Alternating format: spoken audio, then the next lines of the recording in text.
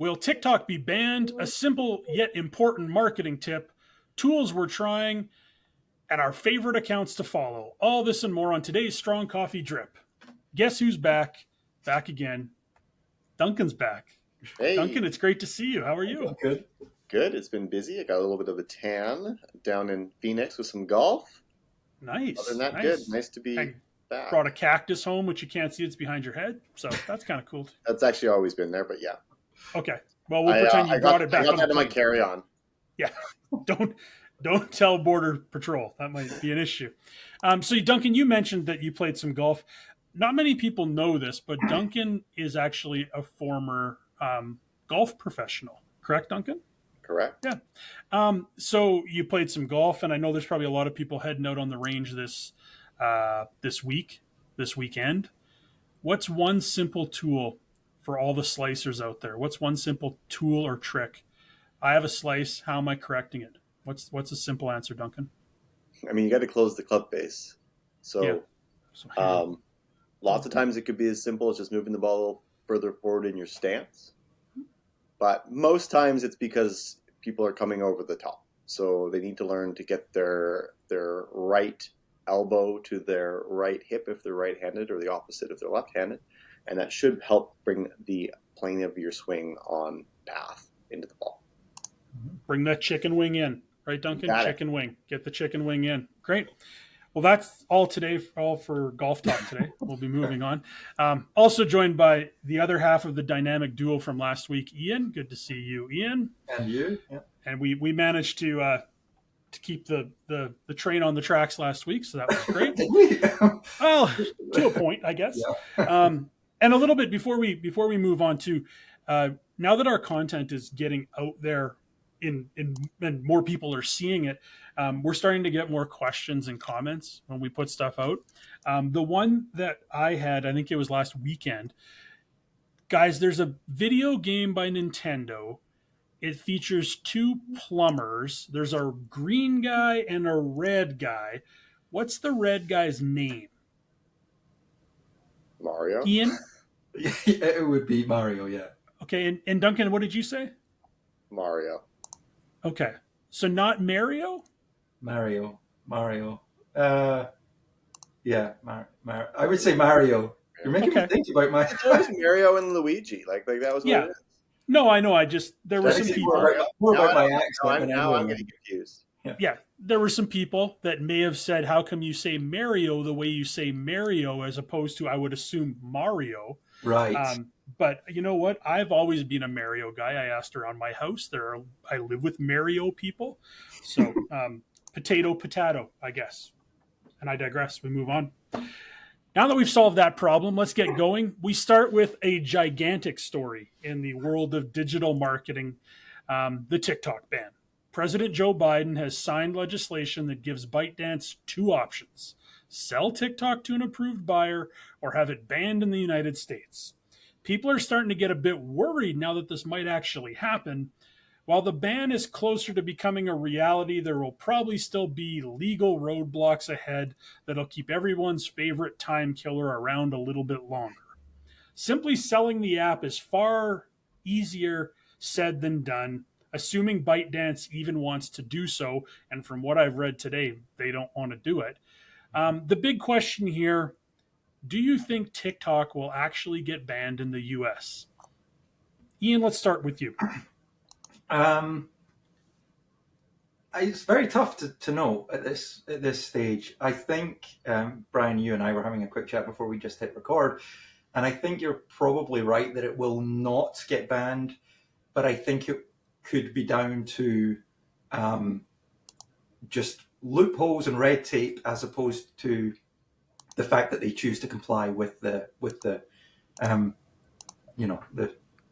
new law that has been signed. That's my kind of feeling on it.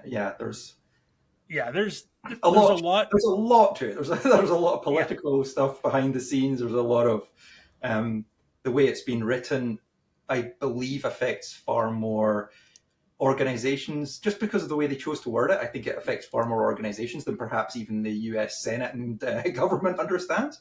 And for that reason, I think they're going to ByteDance and particularly TikTok could probably pull this out in court, and then the US would be like, oh yeah, we need to rewrite this. Yeah. I'm kind of with you, Ian, the idea of, while it looks right now, it seems pretty cut and dry, like, oh, this is being signed and now we're going to go down this path. I just don't see it at all still. And I've been saying it since day one that there's so many loopholes and there's going to be so many, roadblocks in the way, and money always talks. Somehow, some way, it's going to escape and it's going to remain around. I just have a hard time believing that in 9 months, and let's say a few more, because there's the ability to tack on, I think, 3 more to make it a year. I have a hard time believing that this time next year we're going to be talking about TikTok just isn't here anymore. I really, really find that hard to believe. Duncan, how about you? I mean, I find a little interesting. The whole thing's been very interesting. I kind of wonder. They basically gave them an ultimatum. They basically said, sell their portion. And they said something about it being connected to an American company for them to be like okay with it. But I mean, it's a little, what's the right word? Arrogant, I think, of the U.S. to assume that it can just, put its nose in other countries' business. Now, it is sort of an odd request too, if you think about it. So they have an issue with this entity, the Chinese Communist Party, having a stake in TikTok, and they're worried that the data is going there, even though TikTok said no, it's not going there. So they've already had these hearings, and now you have the U.S. saying, well, we don't care. You need to sell. The Chinese Communist Party needs to sell their portion, and then you need to give that to an American company. But meanwhile, if you look at how like Google, Meta, and all these US-based platforms have done this, they've been taking data from users in different parts of the country. I mean, China, maybe not so much, because China basically banned all of those apps from ever being used. And they have said, yeah, you got to use these Chinese versions of the same things. But point simply being, it's just a little arrogant for the U.S. to basically tell a private business that they have to do this or they're going to get their platform banned.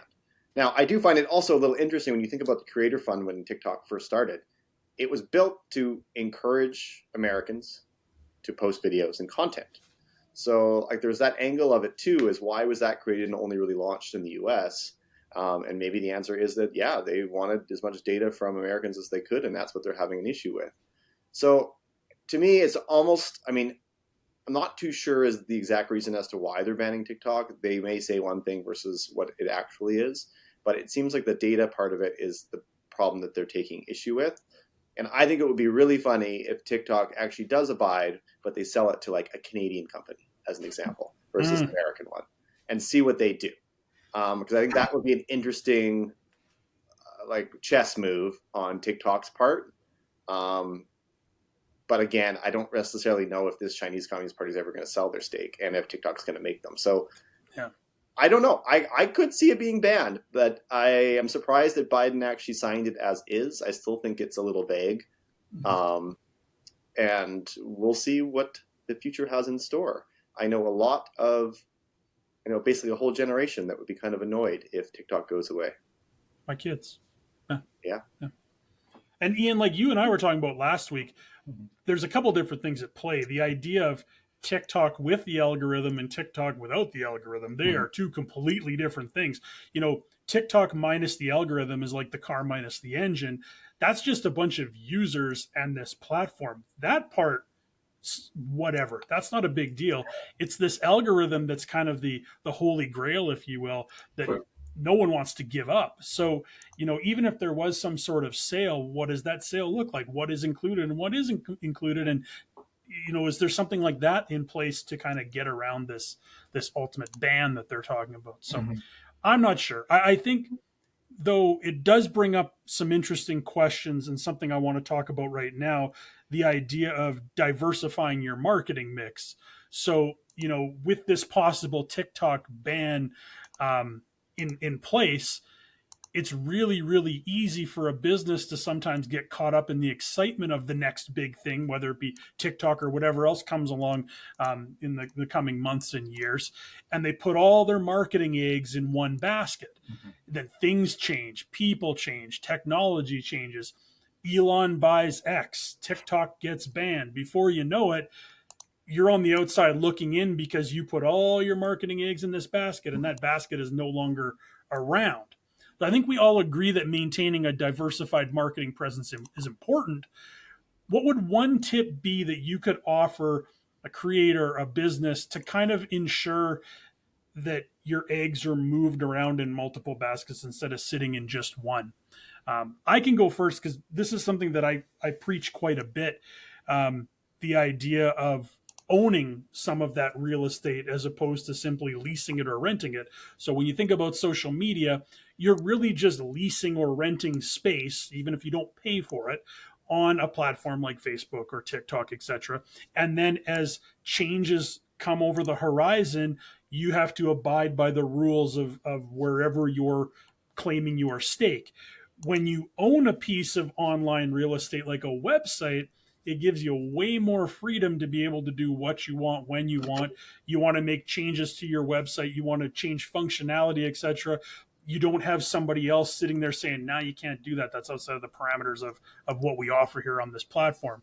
So for me, that idea of always maintaining some sort of owned stake is extremely important.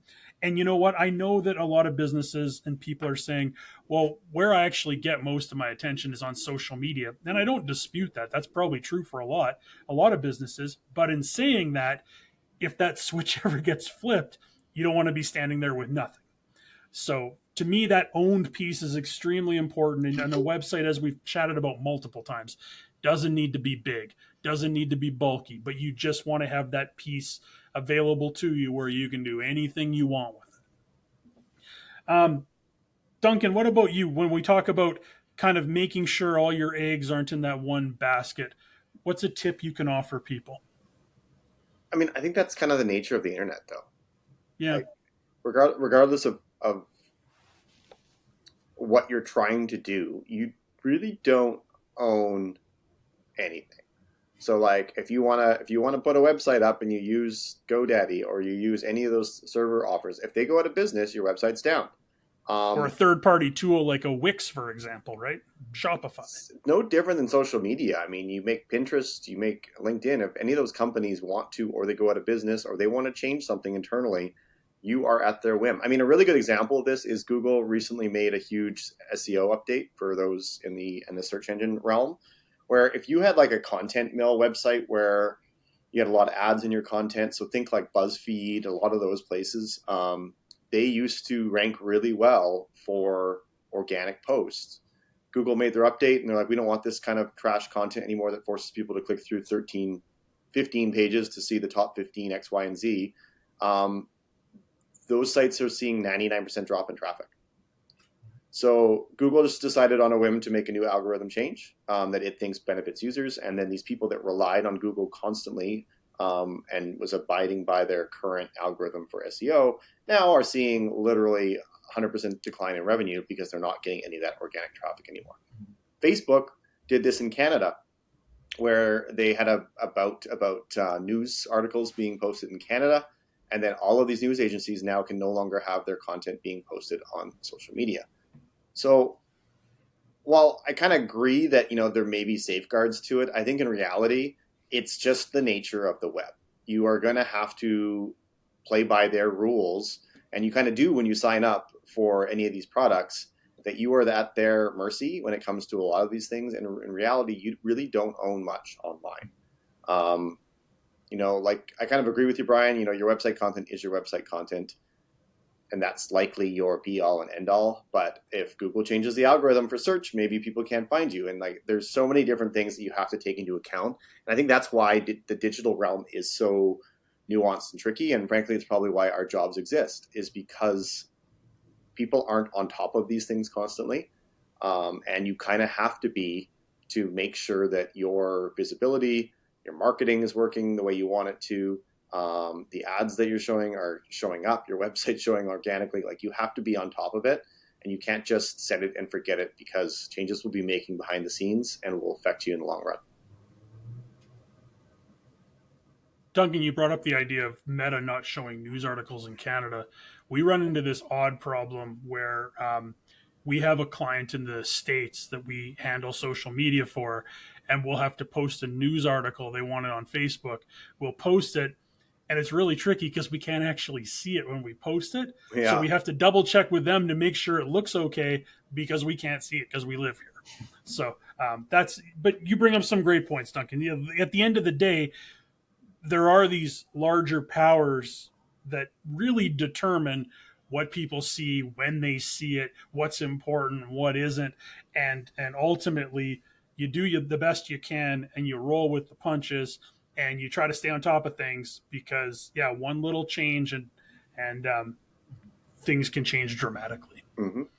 Ian, what about you? A tip for marketers looking to ensure that they have kind of a diversified portfolio when it comes to what they're doing? Yeah, I mean, there's a few angles to this, obviously, and I'll kind of echo what you guys just mentioned in a moment. But yeah, I suppose the first point about the diversification, we've talked about this a few times in the past, whereby our recommendation to people is always focus on where your audience is mainly first. Don't try and spread yourself too thin. Don't just try and go into every channel because you can. I mean, you'd be very diversified, but then you have to ensure that you can manage and maintain everything that you're trying to do. So it's better to do one very well than do 10 very poorly. So I think diversification is good, and we're not saying these things to put people off of using these tools, obviously. By having 2 or 3 social media platforms that you do focus on and do very well, I think that can certainly be great. It ensures that you're meeting your audience where they are. It ensures that if you put out some newsworthy content and one goes down, then you perhaps have it in a couple of other places. So it's good for all these reasons. But as I mentioned, to echo what you have both said, you do not own your own content on these platforms. And if you have written 100 blog posts that are all on LinkedIn, and all of a sudden LinkedIn goes down, or LinkedIn bans you, or LinkedIn chooses to delete your content or anything like that, then you have just lost your 100 blog posts that you've written. So it's always good to ensure that you do have backups of all your content. Similar situation for YouTube. If your videos are all on YouTube and you think that's my backup, then that is not your backup. You want to make sure you have all these things saved locally on your computer, ideally on an external hard drive, and ideally with that external hard drive backed up as well, so that if everything goes down or you need to start again from scratch, you're not starting again from scratch. You still have an accessible version of everything you've spent time and effort creating in the past. So Ian makes a really good point. I mean, people get hacked all the time. Accounts get hacked all the time. And then lots of times the only solution to that is just deleting the account or starting from scratch. So if you're live uploading to YouTube or any of those sorts of things where you're not categorizing your content and putting it into a specific space on a drive or whatever that may be, you run the risk of losing it all. So some valid points. Yeah. And imagine if YouTube went down, how would people correct us when we say Mario instead of Mario? Get off. You'd find us through TikTok. Yeah, okay. For the next time. There are other places. It may just be a Canada thing. It's like the, pasta versus pasta. Or pasta. Pasta. Yeah. That's how we say we'll do another episode where we say words and then we put them out and then people correct us, because I think that'd be a lot of fun. Roof and rough, I hear that one quite a bit. So yeah. Again, we don't need to get deep into this now. It's Friday afternoon and we could go on. Tool Time is back for another week. The world is filled with incredible tools that help make advertising, content creation, reporting, and project management easier and more efficient. Our team is regularly sharing new tools in our team chat, and I'd like to think we do a pretty good job of staying on top of some of the trends, at least trying tools when they come out, not necessarily rolling with all of them. I know our web developer put out a big, huge AI thing the other day on our our chat showing if you use LinkedIn, here are some AI tools you might want to consider. There's some really interesting ones in there, some that I've seen before and some that I took a look at. Guys, what's one marketing tool that you've tried or you're currently using that has the potential to be a real game changer for those people that maybe have never seen it before? Duncan, what's a tool? I wish we would have prepped this beforehand. Duncan, do you want me to start? Because I have a tool. I was actually going to say I do have a tool, but people probably have heard of it, but they may not have used it kind of recently. But I use a lot of people on Fiverr quite a bit for very specific tasks, and I think people may have heard of Fiverr in the past. It used to be $5 and you get a simple logo. But there's a lot of experts out on that platform that can do a really good job of some short jobs that you may not even realize are there. As an example, I'm using one right now to do voiceovers for a Spotify ad. You can also get people to build logos, build scripts, build anything that you really would want. And it's a lot cheaper and faster to find, frankly, good quality people to do the job. They're already qualified by Fiverr. So if you haven't looked at it recently, I mean, the prices aren't $5 anymore, but it is a very good platform at, solving problems that you may have in a pinch. And the more you work with people, the easier that process gets. So I've been using it quite frequently. And as, if you're a business owner, you don't want to hire a marketing agency to do this, that, and everything else. You can get a lot done on that platform for pretty reasonable rates and really good quality work in a lot of different aspects of your business. So it may be worth a relook. I'm sure people have heard of it before, but I do recommend using it for those kind of one-off things that you really want an expert to handle it and not just anyone. And to your point, Duncan, I think if people haven't seen Fiverr in a long time, it has definitely changed over the years. I remember looking at it years and years ago, and we used it for a few random things. And I think some people were always concerned that, if I use Fiverr, that just means that my work is going overseas or I'm paying somebody in a far off country to do your work. There's a lot of really qualified people locally that's one of the outlets that they use as a freelancer to get work. So I definitely think it's something to consider, especially like you said, when you have this one-off task where you don't know how to do it and you don't know anybody that knows how to do it. If it's scraping data or anything like that, there are these people from all around the world that have very specific skill sets, and you're able to tap into them to get whatever it is that you need done.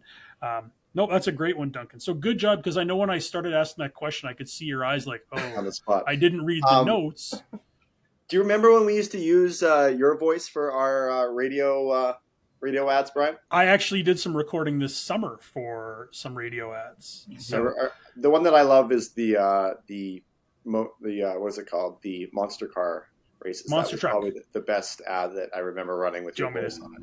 I'm going to bring my mic up there. Ready? Sunday, one night only, Grave Digger. And that concludes my monster.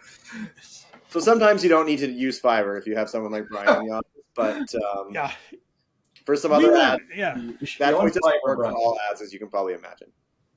Yeah, I should go on Fiverr and say, if you're looking to promote a monster truck event, a smash up derby, motorcycle, like a motocross event, you need something like you'll buy the whole seat, but you'll only need the edge, like little lines like that. I'm your guy. So yeah, great. I didn't expect to do that today. Ian. Yeah. Glad you got on track again, Brian. That's good. Yes, thanks. When it was just Ian and I, we were very laser focused. We got it done in 30 minutes. We were like, oh, that was easy. And then all of a sudden, these outside influences come back from Arizona. I'm the problem. Talking like the monster truck guy. Mr. Cactus shows up. Okay, Ian, let's pull this back on. Ian, a tool that you use or have used in the past that people might find very interesting. Yeah, so this isn't a new tool or a new concept, but something that I use very regularly as the project manager at Strong Coffee is an app called Teamwork, which is project management software. And I wanted to talk about this and recommend it to organizations of all sizes, because it really is just such a useful tool for a number of reasons. Firstly, keeping track of all the tasks that you're currently working on. If you're, for example, an individual, or there's just a partnership with a couple of people, you might just be used to either flagging your emails, marking them as on read, I need to get back to that later, or having a notes app where you log things. This gives you a much more structured approach, that when a request or a job comes in, that you can actually log it, and then gives you an opportunity to log your time against it, so that you can later refer back to it and make sure that what you actually quoted for that job was a reasonable quote. You might think, oh, that's only going to take me a couple of hours. Send out your offer or your proposal and then your invoice without really, you might have it in the back of your mind that you spent a bit longer on it, but if you use some sort of time tracking software or project management software, you might realize, oh, that I said it would take 2 and it actually took me 5.5 hours. So the next time a similar proposal comes in, I know that I have to, double or triple the quote I gave, and just helps keep your business on track, make sure that you're not just spending far too much time on tasks that you've underquoted for, things like that, and just so that you simply don't forget things. I mean, if you get an email and you read it and you don't log it anywhere, you're just like, oh, I'll reply to that in an hour or tomorrow or something like that. It can fall off your radar quickly as busy life gets in the way. So I just want to recommend any kind of time tracking and project management software. I think it's great for businesses and organizations of any size, even if it's just an individual. It just really helps you keep on track and keep on top of all these tasks. Ian lives in teamwork. That is your thing. When we have meetings, teamwork comes up, and it's like, here we go. Let's go through. And you brought up a good point too, the time tracking for billing purposes, but also to get a better idea of how long something takes, because the whole, it shouldn't take that long, just famous last words when it comes to an agency, right? Mm-hmm. Like, everything only takes 15 minutes until it takes 3 hours, and then that's not 15 minutes anymore. Yeah. So no, that's an awesome one. The tool I want to recommend is a tool called SparkToro. SparkToro is something that I use on a very regular basis for when I do like social media strategies. If I'm researching different platforms for a client to try to figure out where they might want to place content or potentially advertise or get involved in. SparkToro is an audience intelligence tool. It offers so many cool and interesting insights. You want to figure out where people are hanging out online, what they talk about, the hashtags they use, the phrases they use. SparkToro recently came out with like a 2.0 version, which is even more insightful. And I think the user experience is a little bit better, although I really didn't mind the last one. It was really good too. But it's so handy when you're trying to get a sense of who a group of people is online and what they do and what makes them tick, etc. The data that's in SparkToro is well worth the not very expensive cost to begin with. It's a monthly fee. It was started by Rand Fishkin and Casey Henry. They both formerly of Moz. They created this amazing tool. Their customer service is awesome. I've had to use it a couple times with questions. And then even if you aren't necessarily using the tool, following SparkToro on social, they're always providing like really good posts and videos and explaining things. They've got a really good social media presence as well. So really, really worth your time to just investigate it from that point of view. I'll give you an example of their customer service. This was 2 years ago, I think. We were doing a pitch for to try to land an account, and I was trying to use SparkToro to figure out some inner workings of the audiences that this particular brand might be talking about on social media. And so I was using SparkToro to try to pull some of these for this pitch, and I was trying to figure out certain aspect of a filter or something like that. So I reached out directly to SparkToro, and probably within a few hours, Rand Fishkin actually got back to me and said, this is how I think you should do it, and offered me some suggestions. And it was like, hey, that's really, really cool. So high fives to SparkToro. Not a paid endorsement, but we do use it every single month, every single week. I think I'm on there doing something. So a really, really worthwhile tool if you're living in that world of social data and understanding audiences. Excellent. All right, guys, a fun question to wrap up before we conclude our week. Let's give a shout outs to a creator or a business that do a great job on social media. Guys, if you're looking to be entertained, informed, or both on social, what's one account that you're going to check out? I'm going to go to Ian first because I can see Duncan's wheels turning because he didn't read the notes ahead of time and didn't know this question was coming up. Ian, we'll start with you. Well, you see, Brian, I did read the notes, but you didn't limit it to one account in the notes. So I actually had four that I was gonna mention. So quickly message Duncan with one of them, so he has one. I have a few. As we've talked about before on this podcast, my main social media channel that I follow people on is YouTube, and there's a few people on there that I think have really interesting and insightful videos on YouTube. One of the people that I'm sure some of our listeners have probably heard of, a guy called Dan Ariely. I don't know if either of you guys know Dan Ariely. He is a professor of behavioral economics, and I find that very, very interesting. If you're unaware, behavioral economics sort of looks at the how you would expect people to react if they're put in certain situations or given certain feelings, and the kinds of things that can inspire them to perhaps act in a way that you would want to. Behavioral economics is essentially what puts candy next to the checkouts in supermarkets. They want you to make that little $1 purchase at the end of your checkout trip, at the end of your shopping trip, and things like that. So it can be used. Guilty as charged. Yes, yeah. So it can be used, but it can also be used in positive ways and things like that. So behavioral economics as a subject is very interesting, but Dan Ariely in particular, I think, does a great job of breaking it down in a very simplistic way and making it very fun and interesting to listen to. Another guy that I like to follow, a chap called Matt Bailey, who's a marketer. I found out about Matt Bailey back in 2011 when I was living back in Scotland. He did a presentation at a local college, and he had recently written a book called Digital Marketing An Hour a Day. And this was just at the time where I was kind of building up more of a knowledge about digital marketing and analytics and things like that.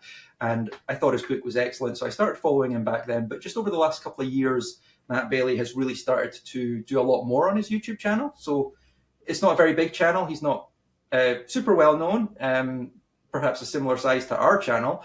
But I think he's really good. He talks about a lot of good stuff. So if you haven't ever seen him and you just want a little snippets about marketing, I think he's a great place to start. And then a chap called Peter Diamandis. Again, people might have heard of him. He's far more well known. He talks a lot about technology and science and business, and has a lot of really good guests that he talks to and interviews. And so I just would recommend checking out Peter H. Diamandis. He is on YouTube. I'm not sure about other platforms.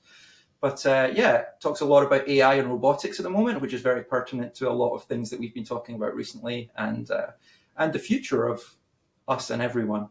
And the last guy I watch a lot of videos by is a guy called Matt Wolf, and he again talks a lot about AI and the new tools. He does a weekly video on a Friday, I think it is, which is all about the new tools he's discovered this week. So check him out. If you're not getting enough information about new tools from us, then you might learn something from his videos as well. Yeah, Matt Wolf goes for it. He goes in depth. Yeah, I've seen some of his stuff. Yeah.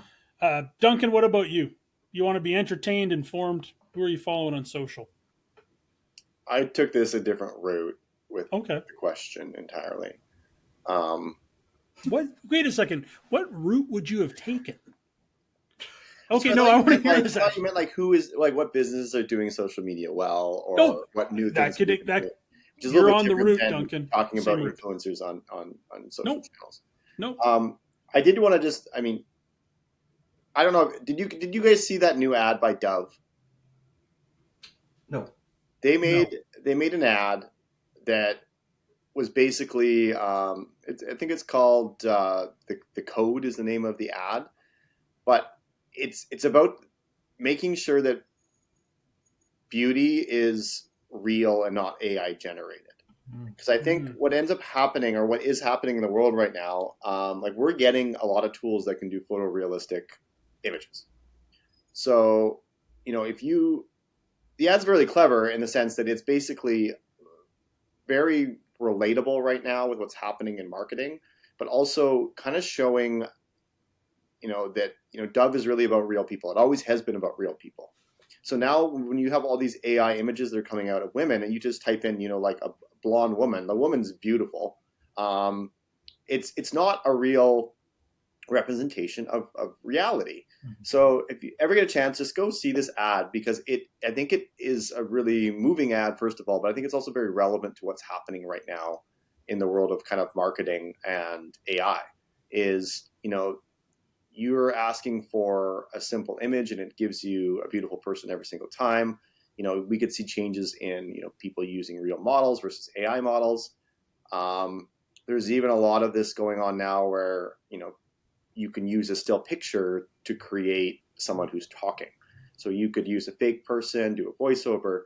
So this ad is actually built in a way to encourage people to use real people. And when we're defining the standards of beauty, not let an AI do it for us, because it will always make the person look generally pretty.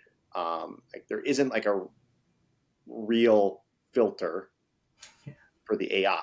So go check it out. It's Dove's ad's called The Code, but it's one of those ones that I think is hyper relevant right now for how AI is going to be influencing marketing in the years to come.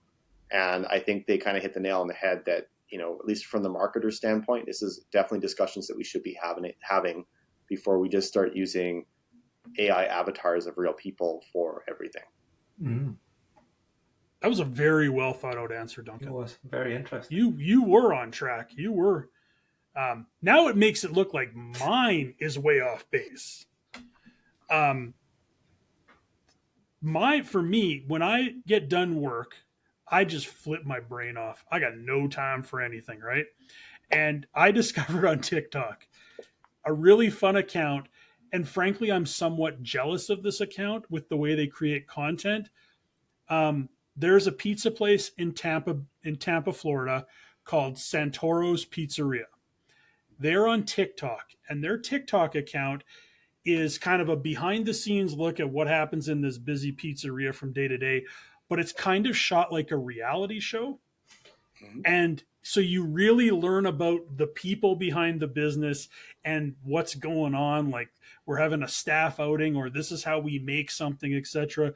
But just the way they shoot it, I can't wait till another one of their videos comes out, because it reminds me so much of working in retail and customer service, where I think back to some of the jobs I used to have and think, we could have done this exact same thing. And you hear all the stories behind the scenes and what it's like to work as part of the team. And they bring that all to life on their TikTok accounts. So shout out to Santoro's Pizzeria in Tampa. I really enjoy your content. I think you're doing an amazing job. I don't know if we could have ever pulled this off at Strong Coffee. I was thinking about it.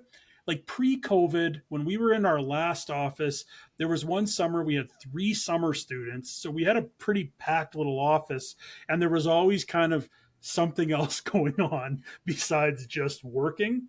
That probably would have been the only time we could have pulled something like this off. Probably would have taken a lot of work. Now that we're all remote, this wouldn't work whatsoever for what we do. But shout out to them. So, 3 very different answers to what entertains us and informs us on social. And that's the beauty of social media.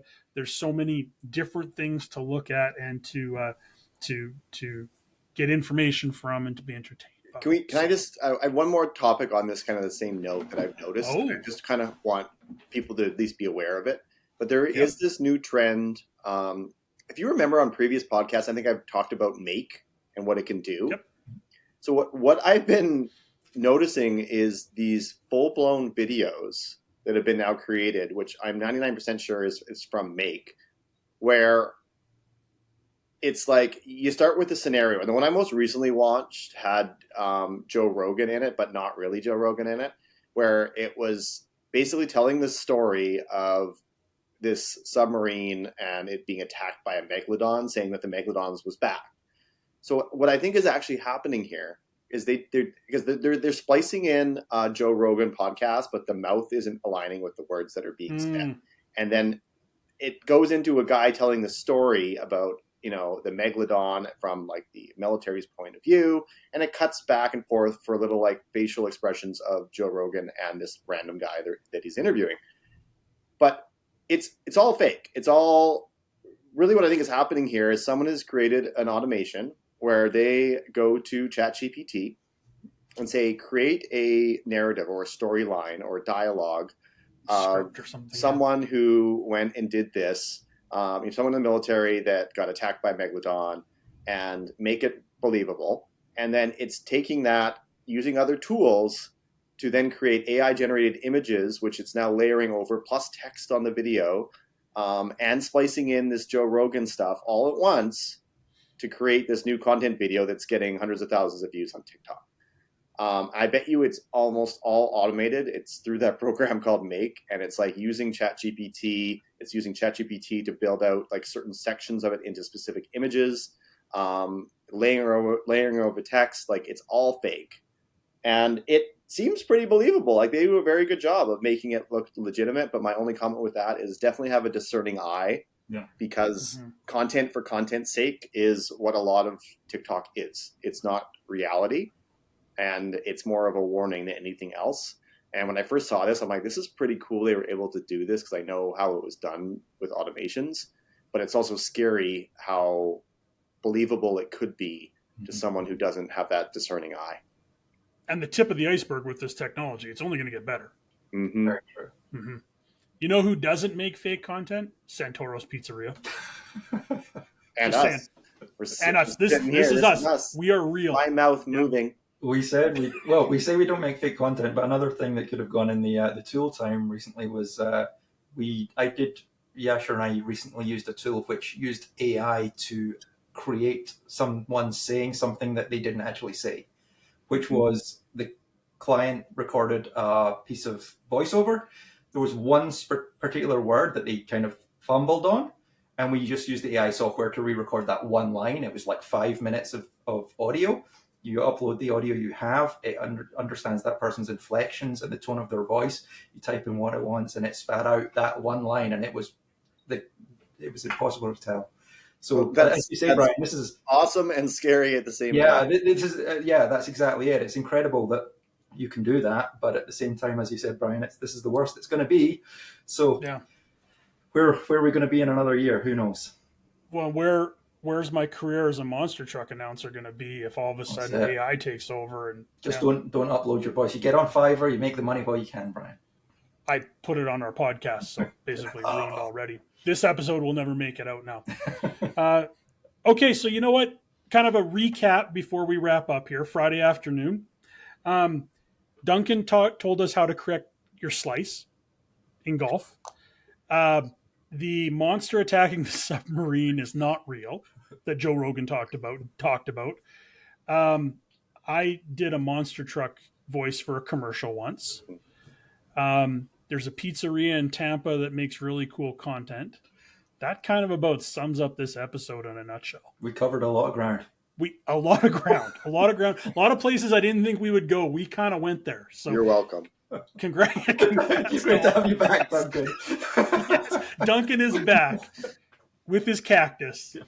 All right, so that wraps up another episode of the Strong Coffee Drip. I'm off to put a new sticker up at the sticker bomb wall in our studio. Check this out. You guys don't know about this. Whoa. Oh. Whoa. So that's going to go on the sticker bomb wall tonight. Nice. Going to head over there shortly. Thanks to Duncan and Ian for joining us. Duncan, it's great to have you back. Have a wonderful weekend, and don't get back to work because it's Friday and it's just about over anyways. Thank you, everyone. We'll see you next time. Bye. Bye.